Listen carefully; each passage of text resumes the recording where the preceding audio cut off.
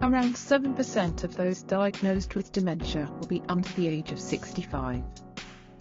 With rising retirement age, it's likely that more people will be in work with dementia. Therefore, dementia is increasingly a workplace issue. However, many organisations are not prepared to support an employee with dementia. In this video, we will shine a light on the experiences of people working with dementia.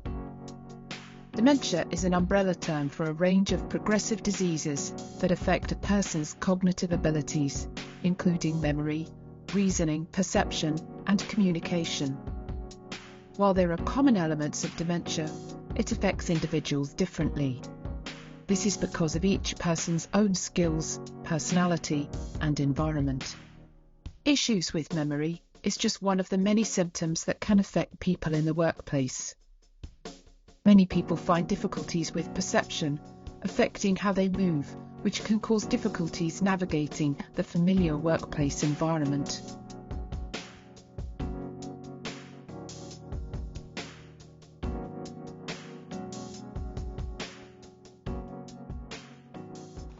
Well, initially I didn't know it was dementia because I actually thought I was far too young for anything like that, and even though I was caring for my mother at the time.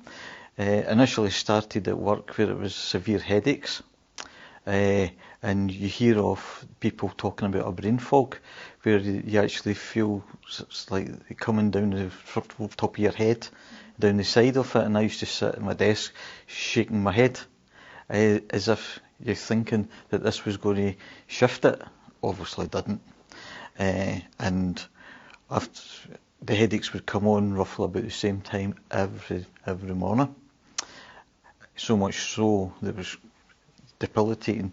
So when you finished my work, I actually just used to go home in my bed, and I would spend the next 3-4 hours in my bed, and that became a daily routine.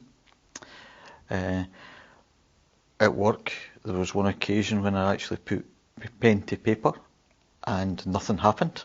I just couldn't write a thing, and that never came. So I just put that away. On other occasions, you would misplace items, whether it be your glasses, just couldn't find them, or you would forget passwords, or you would answer the phone and you would, after taking the message, then you put the phone down and you would just forget who actually you'd been speaking to. So you then started to make sure that you would have post-its beside you constantly. I wasn't myself. I was a bit of a perfectionist, and that started to lapse. I became quite couldn't care less-ish about my work, which didn't match how I was prior to the diagnosis. I was a bit strict with myself and my staff in terms of how we approached our work. In fact, it was my manager who had encouraged me to go and seek help in the first place. Because of some incidents that had happened at work. I'd forgotten her name at a meeting while we were all together as a team, and that really upset me because I hadn't a clue. Who is this person I'm talking to? What's her name? I've been in the same room for a couple of hours, you know, and I think that was a realisation. Yeah, go and do something, you know.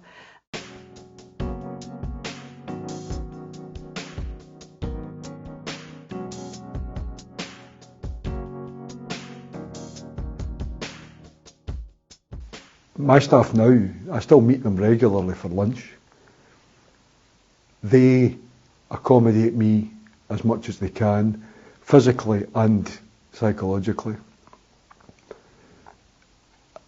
And they understand what it was that was different about me during that period of time, probably pre-diagnosis rather than post-diagnosis, because it was my behaviours that I had noticed that caused me to go to my GP and start that diagnosis journey. And that's when I think staff were starting to see that I needed some assistance, and they started to give me that assistance without me necessarily asking for it or explaining why I needed it. Well, the job description was looked at in terms of the different areas of expectations for the role. And so my manager went through those, I think herself, because I already have my job description, and looked at those and decided, well, what might be difficult in terms of tasks to perform based on memory. And so she made notes of those, and we sat down together and went through it. And she had ideas about what was and wasn't suitable, and had done a fairly good job of that, yes. So really appreciate that. And then it was discussed kind of within the team, so what changes would be coming about, not in terms of necessarily my job description, but in terms of the team functions and what functions and how they would change. That actually has led to better practice for meetings and how meetings are held. I feel very supported. I feel able to talk. And it also means, I suppose, that for the team as a whole, we actually are closer. That's not just because of like my diagnosis, but also conversation is what, and in terms of team creating and building is about as well. So if we can talk to each other and be open and have those conversations, then we all benefit and have a greater understanding of each other. My boss at work was trying to be supportive, but she was always saying, "Oh, but you're doing such a job and everything's fine." And I knew that I was not doing a good job because I was not up to the standard that I would have wanted to be. And I couldn't get over to her that I'm not coping with this, you know. And we used to have monthly meetings, one-to-one, and talk about anything that we've got issues with this. And I always said to her, "Well, I'm struggling, you know, I can't do this." And she kept saying, "But you're doing so well." And that was her way of supporting me. And actually, it was making it worse because I knew the truth that I wasn't doing a good job.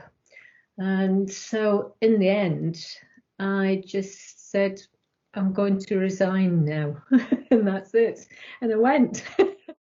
Because no matter what I said, my supervisor was all jolly and, you know, you saying all the right things, but inside I was screaming because it's as if she wasn't hearing me. And so I felt that there was no other way to do anything but resign. I then obviously had to tell my employer. My immediate bosses were very, very supportive. But you try and keep that from your colleagues, and you're still compensating. Then it got to the stage where I just wasn't coping. It was just the headaches. Everything was just becoming too much. It was becoming debilitating. So subsequently I had to go off sick. And then obviously that was when my managers told my colleagues, who were very supportive. And then that was when you become involved in occupational health. So moving on, I was then subsequently diagnosed probably about 7 months later. You then, in my instance, occupational health involved the doctors who then assessed that was me unfit to work, and I was medically retired with 10 days notice.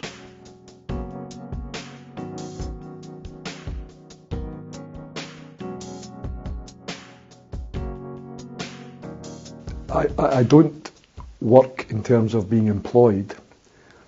I am a member of the Scottish Dementia Working Group, which is a campaigning organisation for people with lived experience of dementia who campaign on behalf of our community. We raise issues and campaigns with Scottish Government and other officials to try and make life better and more understood around the issue of dementia, particularly given my youth, young onset dementia. It's not an issue of old age. Not everyone who's old gets dementia. Not everybody who has dementia is old. It can happen to anyone at any age. So I still work because I have a routine. The Scottish Dementia Working Group, the active voice team there, keep me busy. I get papers. I get to attend online meetings. Through the pandemic, we moved from face-to-face meetings to online meetings. I get to have my say. I'm not one that holds back and doesn't say much. I certainly put my tuppence worth in. But I regard that as being my work now because it fills my life. It gives me a routine, gives me purpose. I have a reason to get up in the morning. My fridge has my calendar on it for all the meetings that I'm going to. I have a million post-its all over my study that tell me what issues we're dealing with and what papers go with what issue. My life revolves around the calendar on the fridge and my post-its, as it did at work. I follow a very similar pattern in terms of that routine. I need to have routine. I need to know where things are and have things in the right place in the right time. So I still work, but I don't work for a living. I'm not employed. I don't think I say I'd work.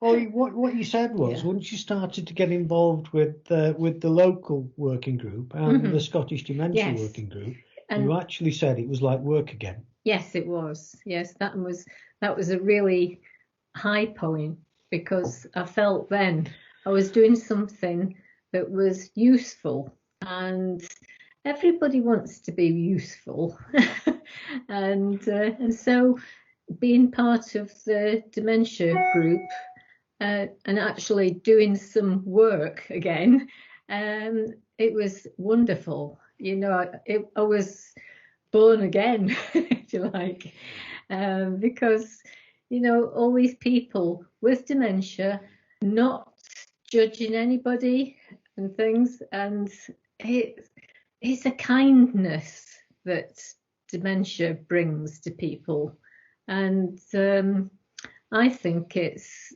just so refreshing where people don't judge you but still value your opinions, because that was the important thing when you got involved again, because all of a sudden you felt you'd got a purpose, and that brought your self-esteem back and your self-worth. And you know, every time a meeting was coming up, you were reading up beforehand, and so that you could contribute. That's right. And that was what was important. All of a sudden, Margaret had got something to do again and something to contribute, and you know, people wanted to listen. And that was so important. It really was so important. It was, yes. It's a good job that Alzheimer's picked me up. Yeah, I would say try things, even if you don't succeed at first. I would still say give it a go.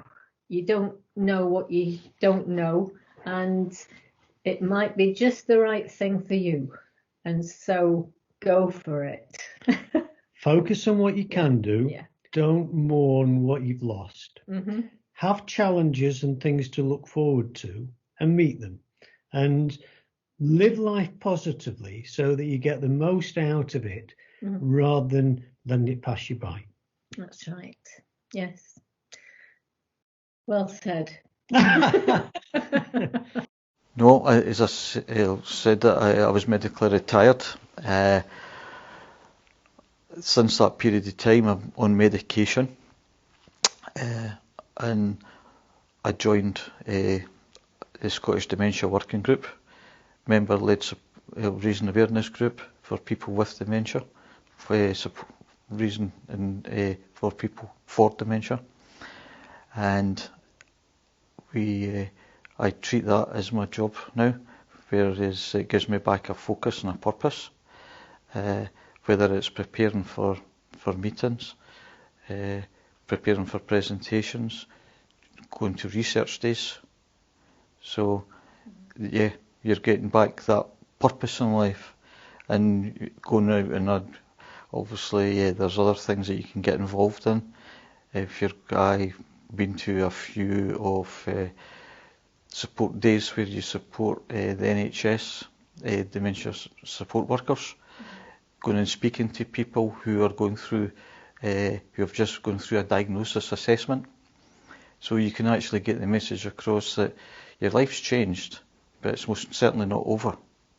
In terms of continuing work, I would like to continue for as long as possible, because it's a great, great thing to be doing. And I earn a bit of money as well.